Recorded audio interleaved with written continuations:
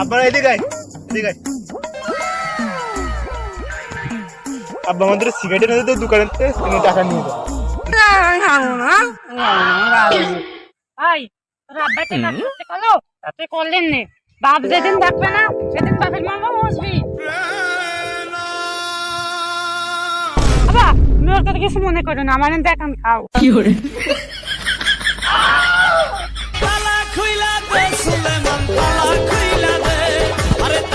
আবা আমার ভুল হয়ে গেছে টাকা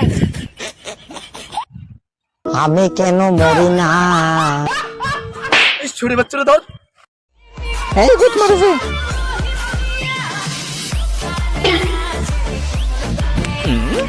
ছুরি বাচ্চারা মার